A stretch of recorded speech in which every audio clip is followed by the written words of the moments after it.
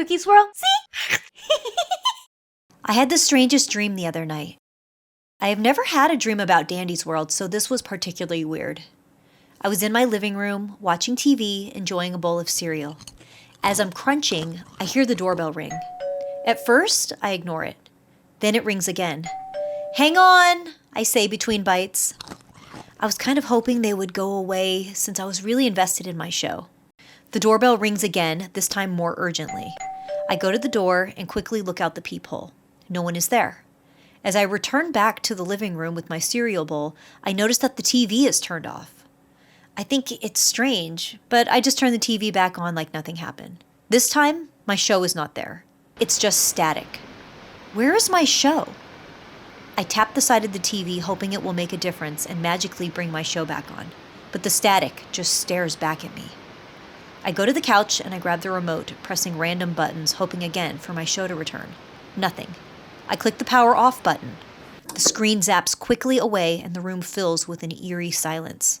Everything feels off, cold even, which is strange because my living room is very cozy and comfy. My sofa always has my favorite blanket and a bunch of soft pillows, but for some weird reason, it's just cold. I quickly turn the TV back on to add some noise back to the room. I'm relieved when I see that my show is back and I hadn't missed very much. But this is where it gets really weird. As I'm watching my show, static starts to slowly take over the screen. I frown, not sure what is happening. Right as I grab for the remote, I see something appear in the static. Unmistakably, it's Vee from Dandy's World. Her bright green is becoming more visible as I stare at the static. She just stares back at me. I can't tell from her expression how she is feeling. But it's not her normal smile that she has when you play her in game. Her face almost looks disturbed. Just as I blink, her face changes into her twisted form, along with a horrifying static scream. I scream back and shut my eyes. My ears are ringing with the sound of static. I'm too afraid to open my eyes. All I can tell is that I'm gripping my cereal bowl very tightly. I'm not sure how it's even still in my hands. I thought I would have dropped the bowl by now due to the fear rippling through me. I keep my eyes shut as I hear the sound of the static fade to a low humming. I dare myself to open my eyes. I have to see what's going on. I couldn't believe it when I opened them. I was staring at a small, old-fashioned TV facing me. Nothing but static on the screen. I turned around to look at my surroundings. I'm clearly not in my living room, but I was in a living room. There was a dark-colored sofa behind me and a bright green patterned rug in the center of the room. Next to the sofa was a clothing rack. 10 white, crisp shirts hung on shiny chrome hangers. There was nothing else in the room. It's just surrounded by darkness. And I felt like I was standing in a spotlight in the middle of the circled green rug. I looked up to see a bright light pointing down at me. I couldn't see anything else, it was so bright. I looked down at my hands, and I was no longer holding my cereal bowl. I had something else in my hands. A purse. An old-fashioned coin purse with a metal clasp at the top. I squeeze the bag and I feel something very small and round on the inside. A gumball? Before I had a chance to open it, I caught movement on the left side of the shirt rack. "Hey!" I screamed. I ran over to the rack where one stiff shirt was rocking back and forth with an eerie, creaking sound. Fear took over my body once again.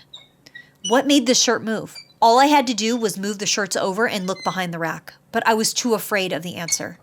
I stood quietly, watching the hanger rock back and forth until it slowed to a silent stop. Then I hear it. Under the light humming sound of the old TV, there was a trickling music sound. I couldn't make out exactly what it was, but it sounded like circus music or music that would play at a carnival. I peered behind the sofa, staring into the darkness that surrounded the room. I couldn't tell where the music was coming from. It seemed like it was all around me with a faint echo.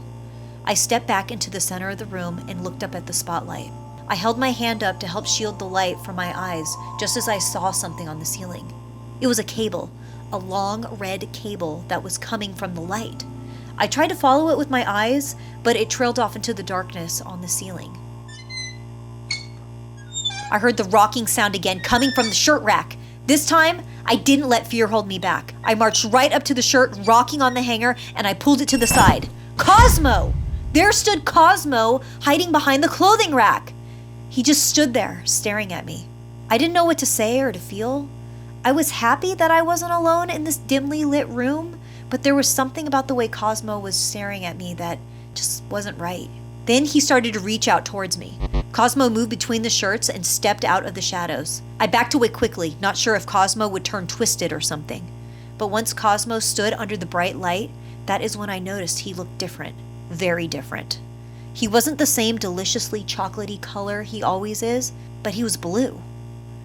Even his legs were glowing a neon blue and green. The colors were off. Cosmo, are you okay? Both Cosmo and I turned our heads far left. There, in the pitch black, a door was opening, letting in a sickening bright white light. I ran for it. This may be my only time to escape this green room.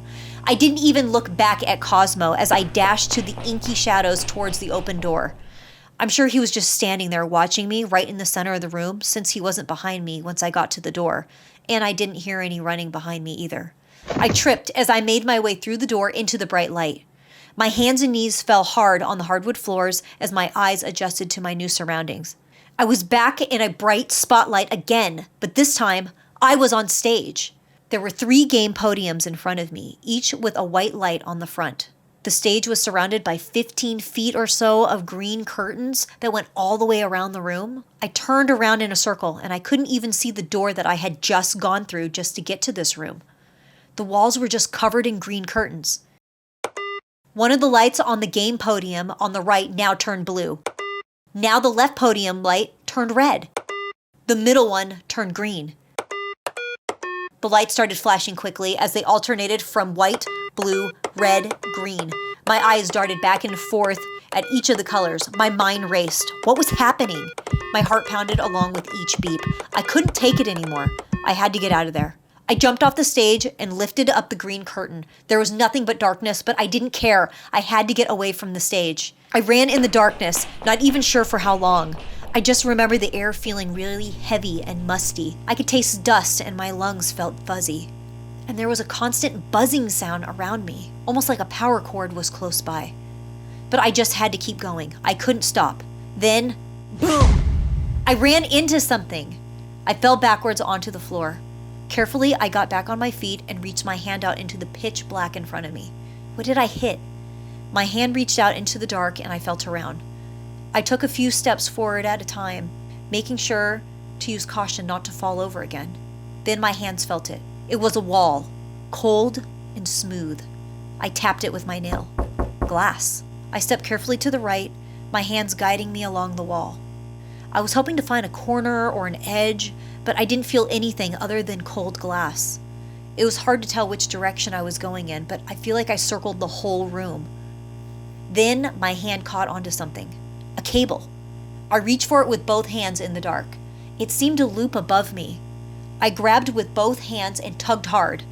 Now, I'm not sure if it was plugged into anything, but it did the opposite of a plugged-in wire. Instead of unplugging, the pull made it turn on.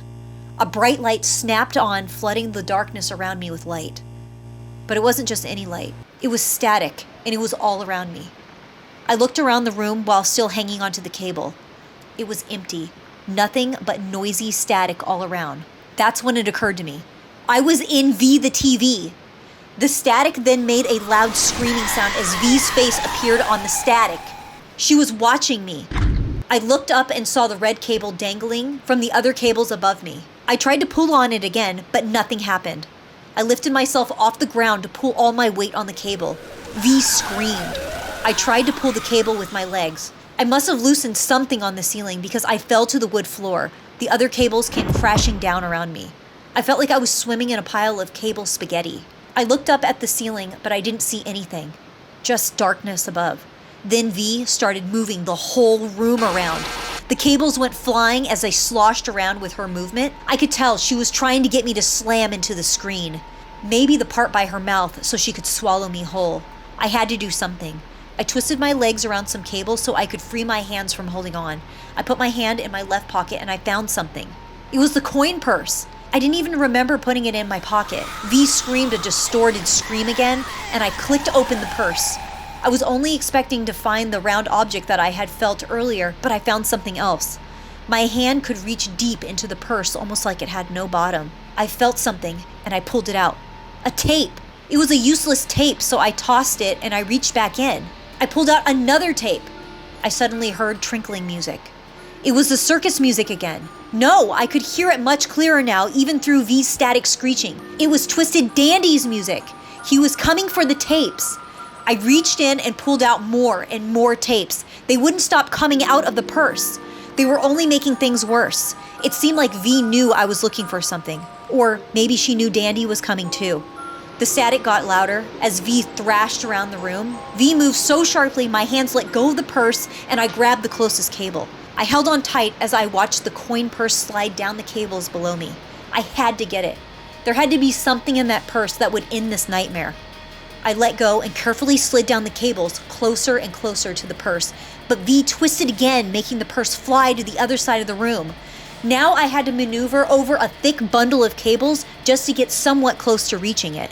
My foot lost its place in the tangled cables and I went flying down towards the glass. V knew I had fallen. I tried grabbing for the cables to keep me away from the TV glass, but I was too close. I knew she was going to get me. Then I heard something clink on the glass. There was a wrench wedged by some cabling. I had to let go to reach it. I didn't want to let go, but I had to. Just as V tipped the room to the left, I leapt for the wrench. I got it. My hand slipped the wrench free from the cables. I could feel my back pressed against the cold glass. I didn't have much time. I took the wrench and I swung it against V's screen. She moved again, sending me rolling down the cables. But I didn't stop. I kept swinging the metal wrench as hard as I could. I hit cables, but mostly I hit the glass. And when I did, it rained glass shards down on me. V screamed again and threw her head down, slamming me on the glass and sending all the cables to pile on top of me. The weight of them was unbelievably heavy, but I kept swinging away as I pressed on the glass. I could see V's eye blinking with every hit. Boom, boom! I kept hitting the weak area of the glass until I could slip through it. I fell through the screen and landed on the floor. My hands were shaking and cut open with glass. Where was I now? I landed back into a room with a rug, but the rug beneath me was familiar. It was my rug from my house. I looked up. I was back home in my living room. I turned around to my TV behind me, and I screamed. The screen was busted, and sparks were flying from the glass, but at least this nightmare was over, right? Thank you for listening to my story.